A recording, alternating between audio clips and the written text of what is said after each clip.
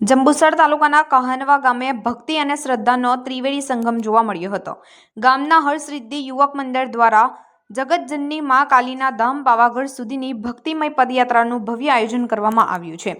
શ્રદ્ધા અને સમર્પણનો સંગમ વર્કર સમાજના યુવાનો દ્વારા આયોજિત આ પદયાત્રા શ્રદ્ધા અને આધ્યાત્મિકતાનું પ્રતીક બની રહી છે. આજે સવારે જ્યારે પદયાત્રાનું પ્રસ્થાન થયું ત્યારે સમગ્ર વાતાવરણ જય માતાજી અને જય હો મહાકાલીના નાદથી ગુંજી ઉઠ્યું હતું. વર્કર સમાજના યુવાનો મા કાલિકા પ્રત્યેની અતૂટ શ્રદ્ધા સાથે પગપાળા માતાના દર્શનને રવાના થયા છે. સમુદાયમાં ખુશીનો માહોલ આ પદયાત્રાને લઈ માત્ર યુવાનોમાં જ નહીં પરંતુ સમગ્ર કહાનવા ગામ અને વર્કર સમાજમાં ભારે ઉત્સાહ જોવા મળી રહ્યો છે. વડીલો અને ગ્રામજનોએ યુવાનોને આશીર્વાદ આપી હર્ષોલ્લાસ સાથે વડાવ્યા હતા. શિસ્તબદ્ધ રીતે નીકળેલી આ યાત્રામાં સામાજિક એકતા અને ધાર્મિક પરંપરાઓને વધુ મજબૂત બનાવશે તેવું પણ ચર્ચાઈ રહ્યું છે. જંબુસર તાલુકાના કહાનવા ગામમાંથી આજરોજ હર્ષદી યુવક મંડળ દ્વારા છેલ્લા 9મું વર્ષ અમારા પાવાગઢ પગપાળા સંઘ જઈ રહ્યો છે.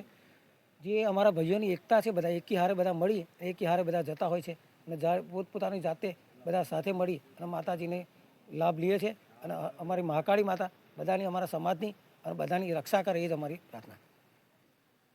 આજે ગામ કહાનવાથી નીકળી અને પાવાગઢ પગપાળા યાત્રા અમારા છોકરાઓ જાય છે અને 9 વર્ષથી એક ધાર્યા એક પગે ચાલીને જાય છે અને માતાજીના દર્શન કરી 3 દિવસે પાછા વળે છે. જેથી માતાજી એમને શક્તિ આપે એવી મારી માતાજીને પ્રેરણા છે. નામ તમારું? ગણપતભાઈ જીવાભાઈ પરમાર. આજે 19 જાન્યુઆરી રોજ કહાનવા હર્ષદી યુવક મંડળના છોકરાઓ પાવાગઢ પગપાળા સંઘ લઈને જઈ રહ્યા છે. આજે 9મા વર્ષમાં પ્રવેશવા જઈ રહ્યા છે. આજે ફર્સ્ટ દિવસ અહીં કહાનવાથી નીકળી 26 છોકરાઓ છે. અમે નીકળી હરની પહેલી નાઇટ કરીશું, બીજી નાઇટ બાસકા કરીશું અને ત્રીજા દિવસે સવારમાં માતાજીના દર્શન કરી સત્વરે 2:30-3 વાગ્યાની આસપાસ અમે રિટર્ન આવીશું. બધા નામ સંજયભાઈ ધનજીભાઈ પરમાર.